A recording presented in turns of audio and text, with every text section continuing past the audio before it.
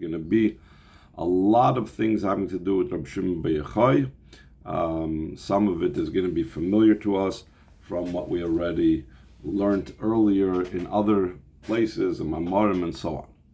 If you'll go in my statutes, it's brought down the Gemara, it's brought down the Mamorim, our Rabbeim, our leaders on this pasuk.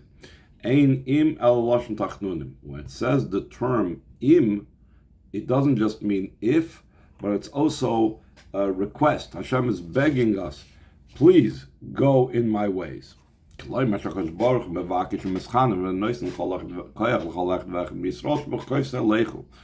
means that Hashem requests and begs and gives every single yid the power and capability that he should go in my chukim. What does that mean? We know that Rashi explains that it's talking about Shatiu Amelim B'Torah, you should be toiling in Torah. That's mitzvahs tishmaidu, and Vasisam Moisam, you will observe my mitzvahs and you will do them. Have a Amelim B'Torah Manaslish Mervakayim. Kedisa B'Torah's Kainim Hu Pirish Rashi. You should toil in Torah for the sake to observe it and fulfill it, like it's brought down in the Torah's Kainim and brought down in Rashi. Because of the pasuk continues, I will give you the rains in its times. That the toil in Torah draws down the idea of rains. Rains is not just about specific to rains, but rains is symbolic of and corresponds to all physical matters. Like it's understood from what the Ramban says on this pasuk. The Ramban also says that the rains is the source of all blessings. It's not just rain itself. And we can connect it with the idea of Lag BaOmer. Like we said, this was said on the day after Lag BaOmer. It was again, that Shabbos, Parshat B'chokosai, was like this year, where Lag BaOmer was on a Friday, and then it was followed by Shabbos. That was the day after Lag BaOmer. But the only thing is, then that year was B'chokosai was a Shabbos, this year was Emor. This says, according to what's explained in Lag BaOmer, in the story that the Zohar relates, one time, the world needed rain. So before Reb Shimon Bar Yochai came, the following people, Rabbi Yesi, Rabbi Chizkiah, and others of his colleagues, and the fellows, by darshaning and saying a Torah on the pasuk, behold how good and how pleasant is when brothers sit together.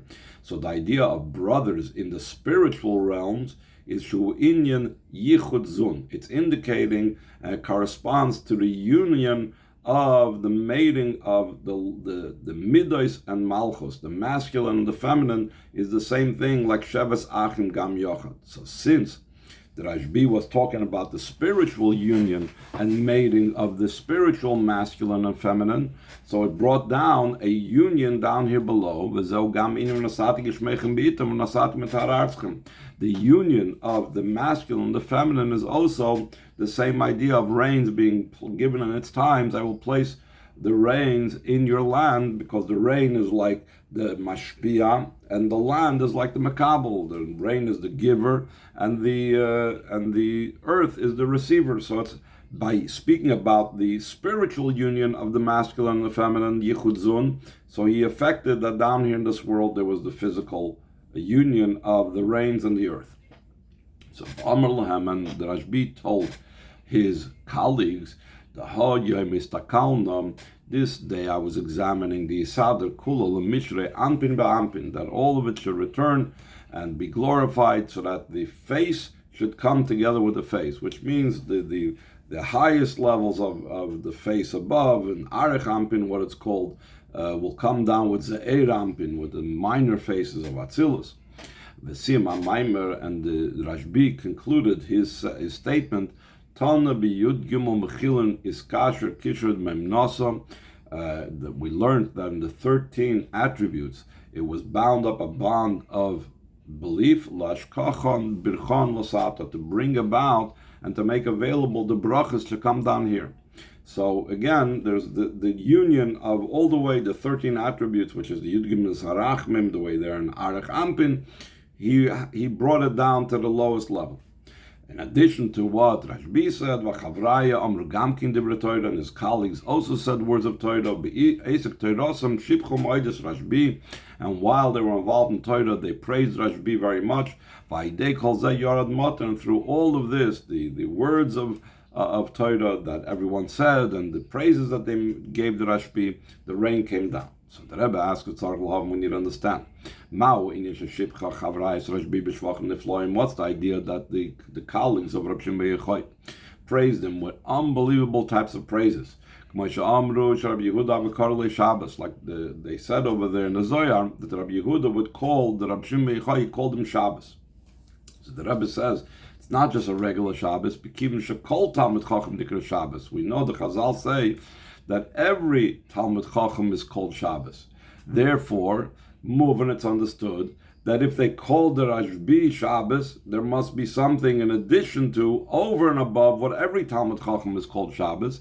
Shekavonas Rabbi Yehuda Bekar Rabbi Shimon Shabbos Hainu Shubechinas Shabbos Shabbos, and the fact that they called, that the intention of Rabbi Yehuda by calling Rabbi Shimon Shabbos means that Rabbi Shimon Bar Yochai was in a level of a Shabbos of Shabbos. In other words, he had the ordinary level of Shabbos, like every Talmud Chacham has a level of Shabbos.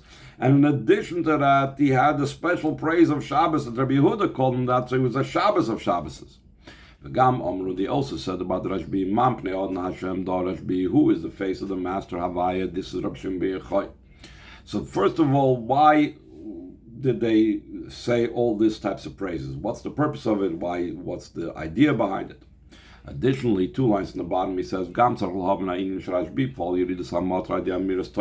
have to understand why the Rashbi affected the descent of rain through saying words of Torah. We find concerning rain, you need to have many different types of tefillos, many different prayers, many requests. Shahoyu, Moisifim, Sheish brachas v'chulu. They had to add to Shemoneh Esrei over the 18, 19 brachas in Shemoneh Esrei. They would add an additional 6 brachas to Shemoneh Esrei in cases when there was a drought and they needed to have rain. While you guys in Yud Gimel Tinius, and they decreed 13 fast days spread over a certain duration of a few weeks. Al derech Yud Gimel Mechil Manal. This corresponds to the 13 attributes that we spoke about before that the Rashbi said he connected with. Until there was a story. The story is great, meaning it means that we actually follow the ruling of a story that took place with Choni, the circle maker, that they affected rain to come down through davening.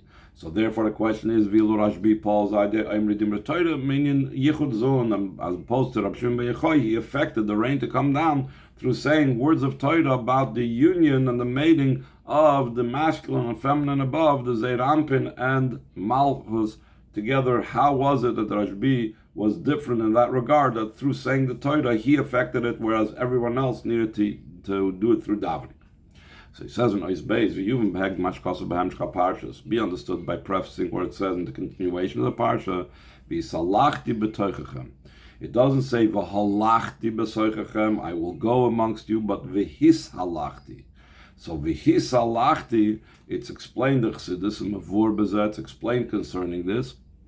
V'his halachti means shem beis minei hiluch. There's 2 types of travels that Hashem goes amongst the Yidden. Milmayla mata, from above to below, milmata lamayla, and from below to above. Ukeshem shalom ma'ali yesh beis minei hiluch, just like above in Hashem's travels amongst the Yidden. There's the way Hashem comes down from above to below, and then there's the way Hashem rises up from below to above. In a similar vein, it's also in a person's service. Why does it have to be these 2 halichas in a person's service as well? Sharei tzadikim amechum, tzadikim doim leboidom. The Chazal say that tzadikim, and we know your entire nation, we say our tzadikim, are likened to their creator. So therefore, just like the creator has 2 types of travels from above to below and below to above, so the same thing in an avodah of the Yidden, there's also above to below and below to above. The Yisayim is not just, it's also, but the Yidden down here through their avodah affected above. The matters of above come about through the service of a person. That like teaching it about the Mizrach Magid and what it says in the Mishnah. Note what is above is from you, meaning that all matters of above come from you, from the person down here below. Since the Chazal said that in the same measure that a person measures, so too it's measured out to him. In other words, if we give Hashem all of our whatever, so then Hashem gives all of his. Moving, so it's understood that the drawing down, the light from above, are in corresponding to the preparation of the vessel through the avodah down here below of a yid. This means though what comes out from above is beyond measure and boundary, and because it's Hashem is not limited. And also the avodah from below, which reflects the avodah above, is also beyond measure and boundary. So how could you say that they correspond to each other? That shows on a certain limitation. If you're saying that it's a quid pro quo, so that means that there is a certain relationship to limitations. So he said, even though they are both infinite, when Hashem draws something down, it's in the same type of line, the same approach, like the avodah. So, for example, just to give an example of something completely different, if we say that just like Hashem's chesed is bli gvul, Hashem's kindness is bli gvul, so a person also does kindness in a way of bli gvul, without a boundary. So our without a boundary of chesed, even though it's unlimited, is going to draw down an out of boundary of Hashem's chesed, not of Hashem's gvura or Hashem's netzach or Hashem's chachma, because it's still, even though it's without limitations and it's out of the box, but with being out of the box, it's still going to follow the same lines and directions. So the same thing over here. Even though Hashem's Amshacha is without boundaries, and our Amshacha and our avodah is without boundaries, but it's going to follow the same script, the same approach like ours. And therefore, as I move on from this understood, just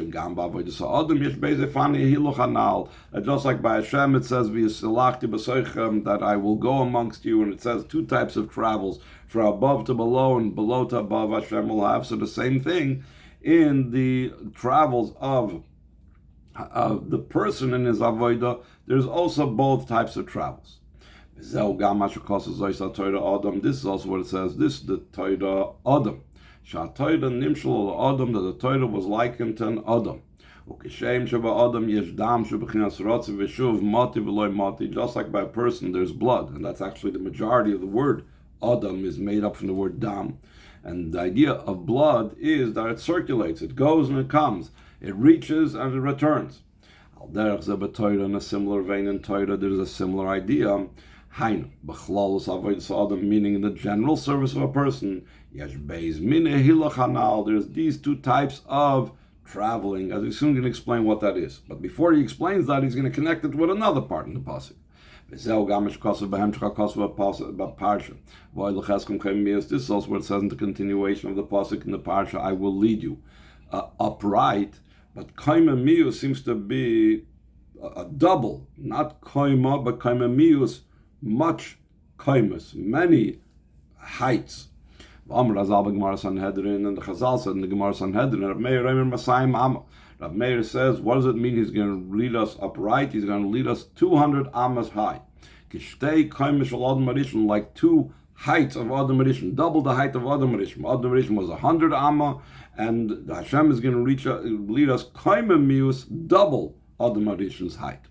Rabbi Yehuda says it's going to be 100 amma, corresponding to the height of the Beis Hamikdash and its walls. Shenemar asher binyane gomer tavnis ha'echol, that we built it, or that its building is the building of the Heichol, and it's explained concerning this seeming difference of opinion of Rabbi Meir and Rabbi Yehuda, that Shegamul das Rabbi Yehuda appears to Kaimamius or Shtei Kaimis. Even Rabbi Yehuda holds that Kaimamius means two heights, But both of them are included in the 100 Amma. This means the third Beis Hamikdash, the image of the Beis Hamikdash, will be in a way of kaimamius, multiple heights. What is the two heights? It's two types of travels. So that's what we're talking about. And the same thing, you will have two types of travels as well. The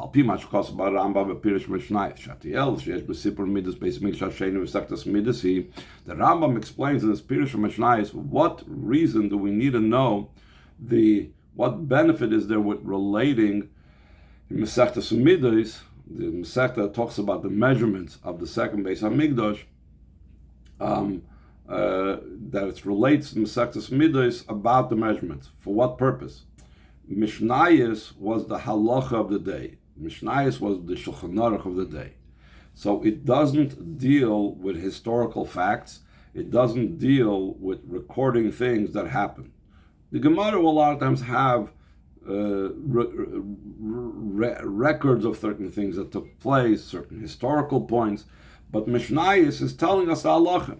So here you have an entire Masechta that only deals with descriptions of what was. Seemingly, what benefit the Rambam asks or explains is there in dealing and explaining what was during the second Beis Hamikdash? Because when it will be rebuilt, the third Beis Hamikdash speedily in our days, we have to observe and guard and to do it according to that building. So that means that what happens in the past is related to the future. Moving from this understood, the building, the third Beis Hamikdash is connected with our service now. Tanya, like the expression of Tanya. The entire ultimate perfection of the days of Mashiach is dependent on our actions and service throughout the entire duration of the Golus. When Nimtza comes out, the revelation of this upright state of Mashiach's times is through the Avodah now, these two types of traveling, because that's what the Beis Hamikdash is going to be like. So it's dependent upon us now. So now the Rebbe is going to finally get what are these two types of avodah, mamayl lamata, mamata lamayl, in the person's service. And just to give you the idea that he's right, we're going to put out there, it's tefillah versus Torah, like we've had many times. Davening is about us traveling upwards towards Hashem. Torah is Hashem's words coming down in the Shemayim to us. So he says in the second paragraph on the page, the idea behind this is the two manners of traveling in the service of a person named tefillah with Torah, it's davening and learning. The difference between the two is davening is from below to above. Like it says that Yaakov saw in his dream, ladder standing on the ground, and its head is reaching to the heavens. That was the idea of davening. And Torah is from above to below. That we say prior to studying Torah, we have to make the bracha of Birchas HaTorah, the blessings on Torah. And the blessings on Torah says, and he gave us his Torah, Torah Shaloi, Torah Shalakadosh Baruch Hu. He gave us his Torah, the Torah of Hashem. That means something from above came down below. Like it says, from the heavens, he let you hear his voice. Third paragraph, we were asking, how come the other Tanoim, like Choni Magal, would only be able to bring down the rain through davening and all these type of things, but Rab Shimon ben Yochai worked through Torah because it was two different directions. Choni Magal, Paul Yitzchak Sham, my dad, Choni Magal affected the rain coming down through davening. But Rashbi, Aidei Amiris Divrei Torah, and Rashbi affected it through saying words of Torah, like we said, by speaking about the union of male and female above, he caused the union of the heavens and the earth and the rain. Because davening is from above to below, from below to above. V'hainu, this means shu kosher mamat, it's connected with the below. Bira mikta, it's so low that we're talking about it's a deep pit, a deep dungeon. Umisham oilach magia shemaim. The idea of davening is that he rises up from that deep pit, from that deep dungeon, till he reaches to the heavens. Since the avoid is from below to above, therefore there's a need for all these different things to put into place. You need a fast, 13 fasts, and all the things that we spoke about before. Also, since the avoid is going from below to above, you can't jump to the fifth rung before you stepped on the first rung. It has to go from the easier to the more difficult. Therefore, even the fasts that were instituted when Eretz Yisrael is suffering a drought was instituted from the easier types of fasts to more severe types of fasts. The first 3 fasts of the series of these 13 fasts, they only fast daytime fasts, like the majority of our fasts, like Asar B'Teves, Tainus Esther, and so on, from the morning till at night. If the rain still doesn't come down, things were getting, more dangerous. So then the final 10 fasts, they would fast also by night. And we saw by the story with Chaynia Magel that even after all these fasts, and even after building up from the easier to the more difficult, it still didn't come down to the descent of the rain the way it's supposed to be. He had to put an extra effort, and the Chaynia Magel had to put a circle around himself and said, I'm not leaving until the rains come down, and then it came down drops, and it came down flooding, and there's a lot of effort even after all of this. All those complications are only a result when you do things with davening. As opposed to Rashbi, that he affected the rain to come down through Torah, that idea of Torah is from above to below. Therefore the rains came down immediately as it is appropriate. Now the Rebbe is going to explain further the difference between Torah and Tefillah. Gimel. To be able to understand all of this more in detail, we can add even more the difference between Torah and davening. Each one has something that the other doesn't have. You would think Torah is best. Torah brings it down immediately. What's the advantage of davening? So he says, in Yadua it's known that Torah is called everlasting life, as we learned also in the Maimer last week, and Tefillah is called temporary life. That Torah is Chaye Olam. So the Rebbe gives another explanation of the word Chaye Olam. A lebendige Welt. It's a living world. Chaye is from the word life, and Olam is from the world. V'gam lashon nitzchis, it's also from the word everlasting, like we said before. Because since Torah is about drawing down from above, therefore it's everlasting. Like it's known, the explanation in the pasuk, that you are uplifted and upraised to the world, or forever, Havayim, that which comes on to the world, like we said before, the life of the world, that comes from the exalted level, the exalted essence of the Ein Sof, of the infinite. As opposed to davening is called a temporary life, because it's not coming from that level, it's coming from below. It's coming from below to above. The world below is a temporary place, it's a limited place. It's not that essential thing, that essential essence and infinite being of Hashem. We're trying to reach for that, but it's not coming from there. Second paragraph on the page. So up till now we spoke about how Torah is unbelievable, it's so much greater than davening. But the Rebbe says, but still in all we said before, that each one has an advantage over the other. So now he's going to explain the advantage of davening over Torah. We can see that there was an advantage of davening over learning, because even though there are many mitzvahs that it says that a person, that the Rashbi was able to do, it says that since the Rashbi and his colleagues, who Torah was their profession, they were completely preoccupied in Torah learning, they did not have to daven a lot of the davening, including the Shemoneh Esrei.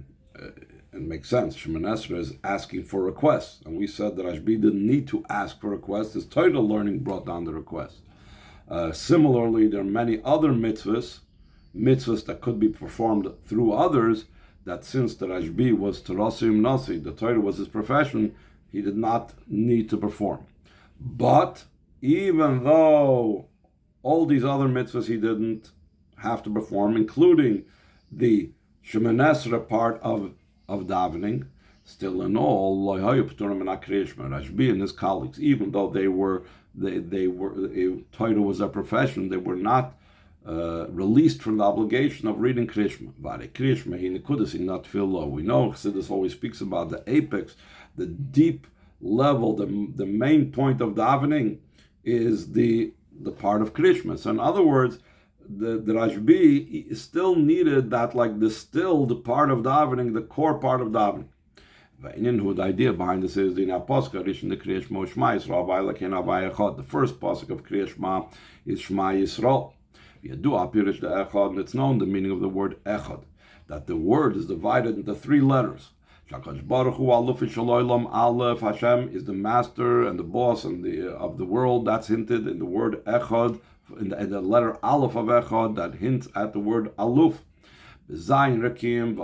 And he manifests in the seven heavens and the earth, which 7 plus 1 is ches, the second letter of the word echad. The four sides of the compass, which is the dalet of the word echad. What does that mean to say? We don't say in Krishma Shema Yisrael Hashem Yochid, which the word Yochid would indicate singular, there's nothing besides him, but rather the point of Krishma is the union of Hashem and the world as it exists. Rather, we say the word echad,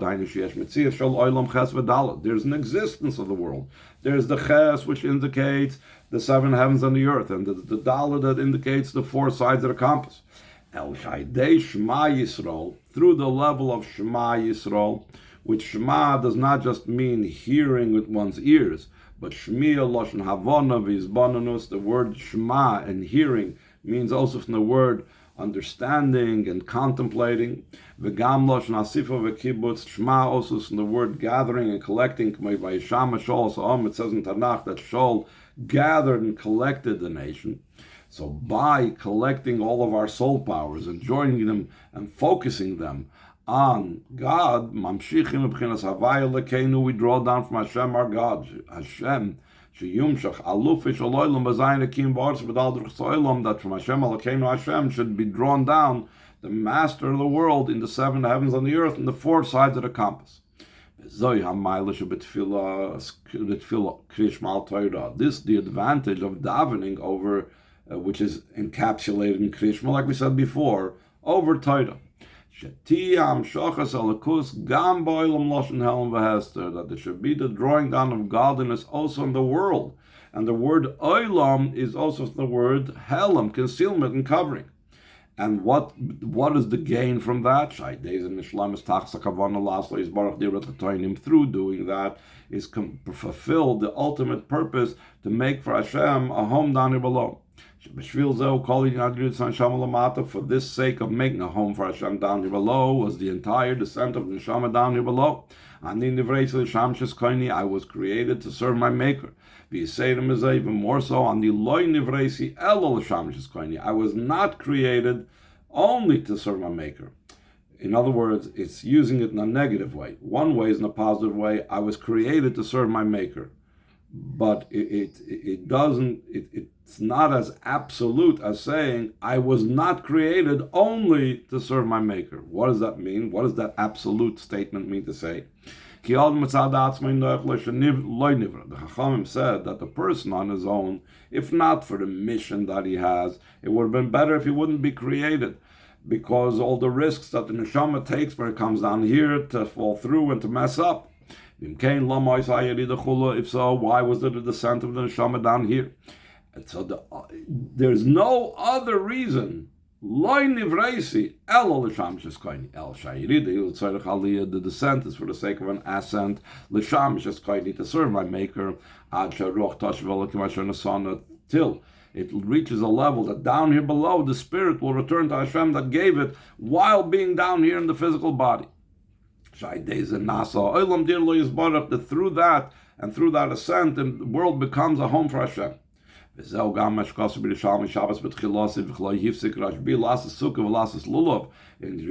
in Masechtas Shabbos, at the beginning says, did not Reb Shimon bar Yochai stop from learning Torah to build a sukkah and to put together a lulav? What's the idea that the Yerushalmi is trying to point out? Because even the Rashbi, that his world was the world of Torah, which is out of this world and coming from above, and seemingly doesn't have the below to above, which davening has. He also had the below to above. He lost his bar there with the Torah, since the main purpose of neshama coming down here below is to make a home down here below, and therefore the mitzvahs in the physical world were necessary. To note, last line on the page, the examples that the Yerushalmi gave could have been many different examples that the Yerushalmi could have brought of mitzvahs that Reb Shimon bar Yochai fulfilled, despite the fact that he was learning Torah and he had to stop Torah to do those mitzvahs. Why did he specifically choose the mitzvah of sukkah and lulav? Ki besukkah oisim es aschach mipsoilas goyden umipsoilas Yaakov. That in the sukkah you make the schach out of the waste product of the silo, in other words, out of the waste product of the grains and the waste product of the vine, of the olives, and so on. Hainu, this means to say, even the lowest things, the waste, things that would have been garbage, that you make and contributes to the dira. Hainu, from low matters, you make a home for Hashem. In a similar vein, just like I said, the sukkah is made from these low things, so too lulav. The lulav is the tallest of all the four kinds of the hadas and harava and the esrei. That the whole idea of the lulav and the four kinds is to draw down unity in the world, and that's why it shows on the unity of different in the types of yidden, and also in each one of these four kinds there's a unity, like it's explained in other mamarim. Also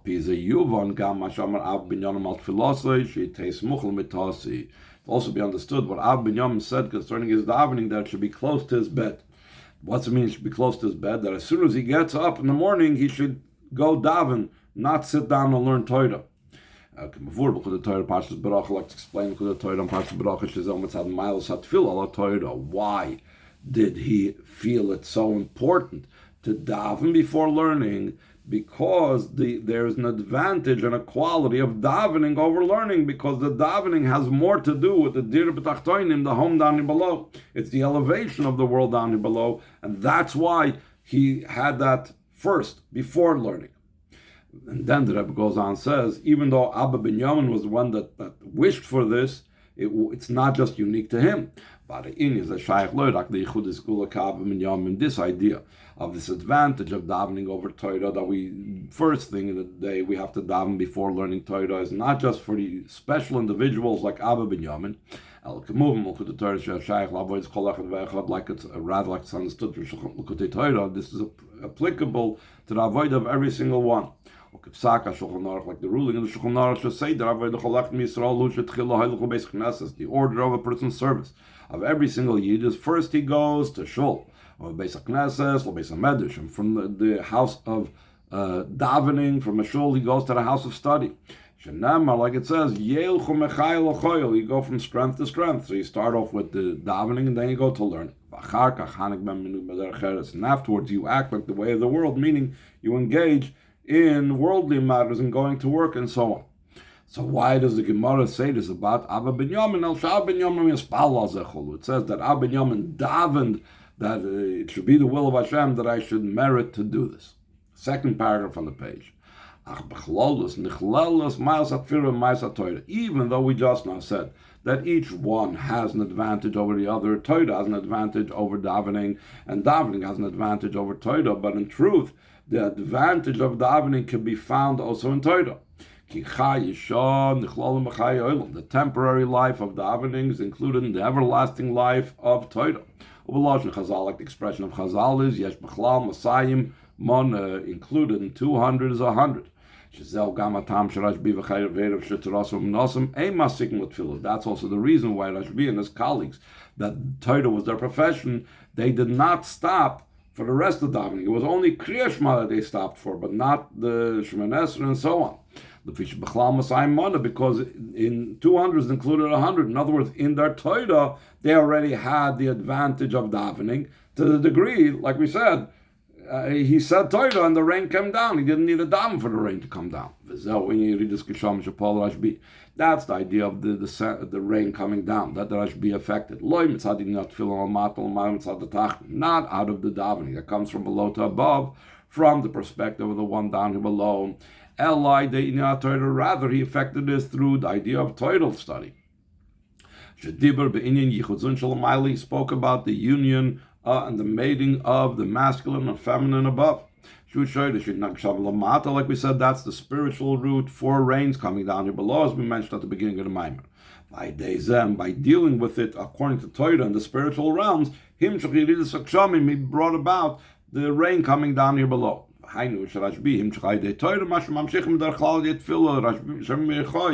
Drew down into this world through Torah learning what we ordinarily need to draw down through davening. He says in the last paragraph on the page, so what was the idea of the praises? We still haven't explained. Through the praises that the colleagues of Rashbi praised him, they drew down within him from a level that's even higher than Torah. Up till now we were talking about how all the rest of the Tanoim mainly did things with davening. The Rashbi in his Torah was included davening, so he affected things through his Torah. But by the praises that they spoke to Rashbi, they drew down in the Rashbi even something higher than his Torah.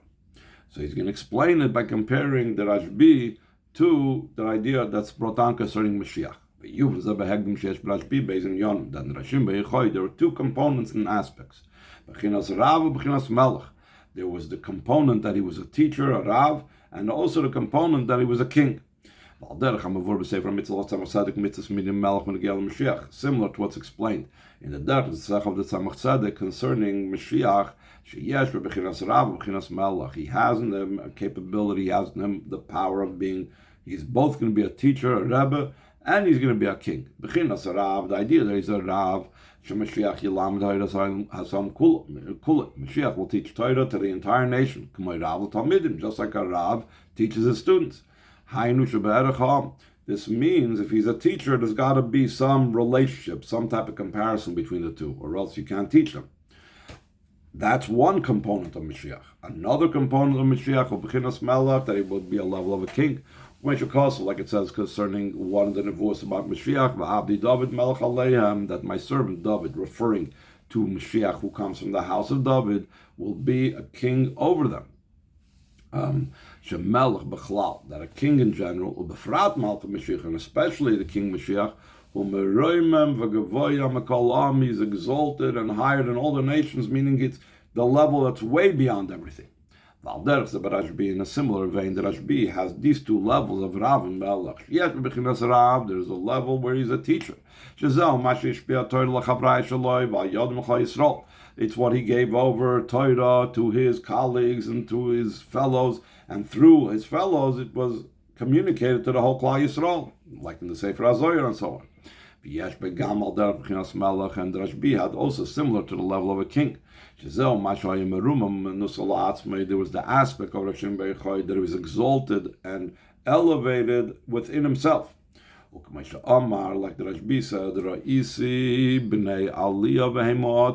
I saw that those that are of a high stature are few.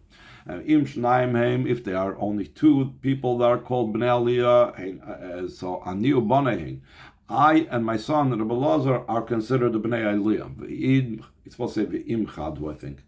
Or va'ad chadu. I think it's supposed to be v'im chadu if it's only one that's considered b'nei aliyah. No, I am that b'nei aliyah. So, by the way, the Gemara also gives other numbers, I believe 1,000 and 100. But so the Rebbe explains, what does it mean? The Rashbi didn't know, is he b'nei aliyah? Is b'nei aliyah? But it didn't mean he didn't know, but rather the Rebbe says in the brackets in the second line, like it's explained in a different place, the different types in the numbers of those elevated stature people, because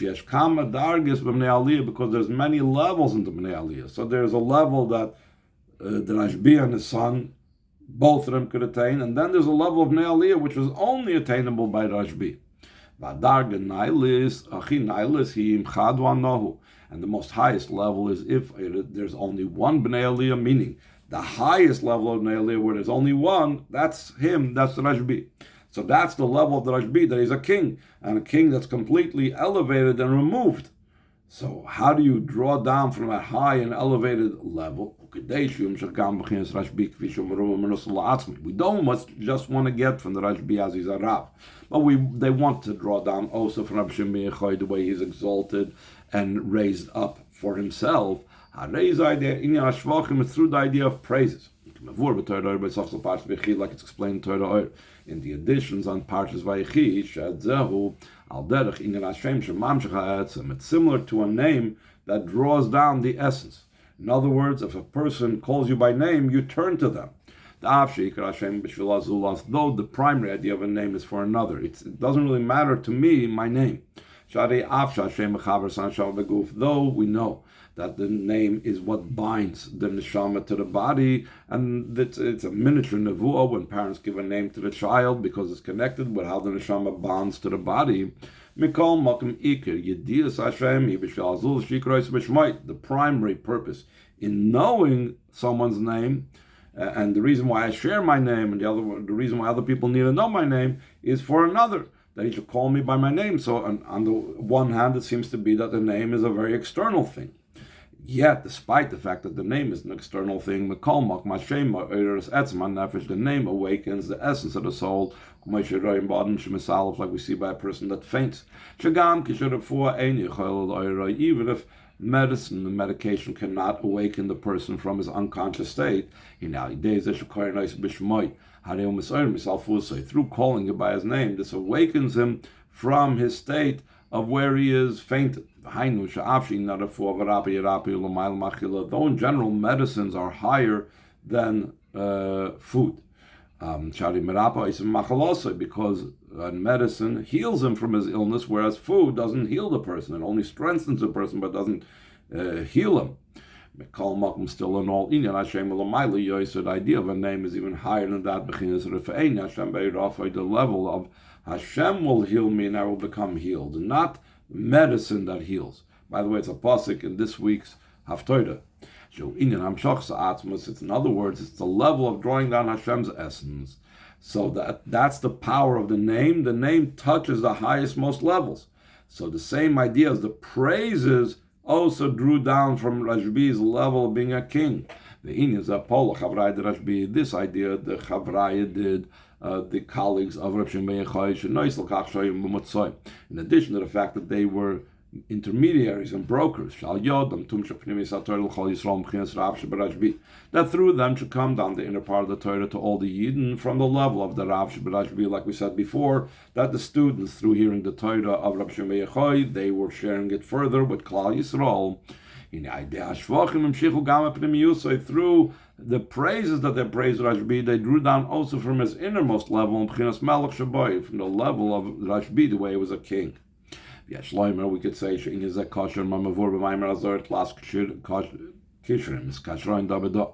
it's connected what is explained in the statement of the Zohar, that the three bonds that are bonded together with each other, that are tied with each other, Yisrael be'arais v'arais Yidden are tied with the Torah and the Torah with Hashem, v'kulu sasim galia, and all of them, Yidden, Torah, and Hashem, have the concealed levels and have the revealed levels. In addition to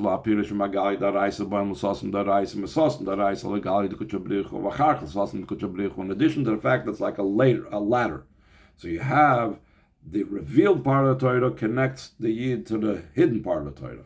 The hidden part of the Torah connects you to the revealed part of Hashem. And the revealed part of Hashem connects us to the concealed part of Hashem. Ukipashta Seder Limla Torah. Like in the simple sense of how do we study Torah, first we read and understand and study the revealed part of the Torah. We learn a simple pasuk and a simple meaning, and afterwards we get into the inner part of the Torah, the concealed part of the Torah. So in addition to that type of connection that we have, that the Yidden have the stage by stage connection with Hashem through the Torah, there's also the explanation that the revealed part of the Yid is connected through the revealed part of the Torah with the revealed part of Hashem. What connects the concealed part of the Yid with the concealed part of Hashem? That's the concealed part of the Torah. And that was the part that the inner concealed part of the Rashbi that was being revealed to be able to have that inner connection with the inner part of Hashem.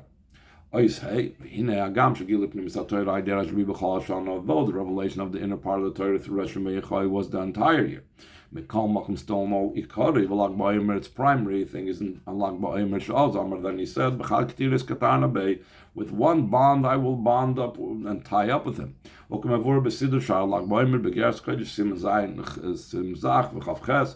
it's explained the Siddur, the part that speaks about Lag BaOmer, and the Geras HaKodesh and Tanya, where it talks about the passing by Tzaddik in Epistle 27 and 28. Should be calling Yon of Big Golui, that the day of a passing by Tzaddik, all his matters of Tzaddik is drawn down in a revealed way. And it affects salvations, it assists and transforms things all the way into the earth, into the down here below. This matters also for every single Yid. Even though who can liken themselves and who can equal themselves to Rav Shimon Bar Yochai? How do you do it? It's known that the Rav Shimon Bar Yochai was a spark of the neshama of Moshe Rabbeinu. Therefore, just like the Alter Rebbe explains in Tanya that Moshe Rabbeinu's spark is in every single Yid, that it influences the person, it brings him to have an awe of Hashem, until this spark of Moshe Rabbeinu in every Yid brings about his actual fulfillment of mitzvahs, like it says, that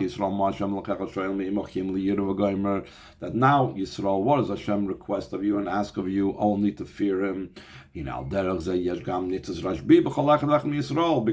the Rashbi has a spark of Moshe Rabbeinu, that means just like Moshe Rabbeinu's spark is in every Yid, there a spark of Rashbi is in every single Yid. Like it's also understood from the fact that Rav Shimon Bar Yochai said, I am able to release the entire world from judgment. How come? Because he's connected with the entire world. Because he's found and influences and affects the entire world. Also in those areas of the world, meaning those people that you need to release them from the middle of judgment. From this understood the lesson from Lag BaOmer. That one has to engage and be involved in and preoccupied with the study of the inner part of the Torah. Now, and through the above mentioned service, if you will go in my statutes, I will lead you upright. In an upright height, and an outstretched and uplifted and upraised hand, still while being in the time of exile. Until like your days going out of the land of Mitzrayim, I will show you wonders. The true and complete redemption through Mashiach.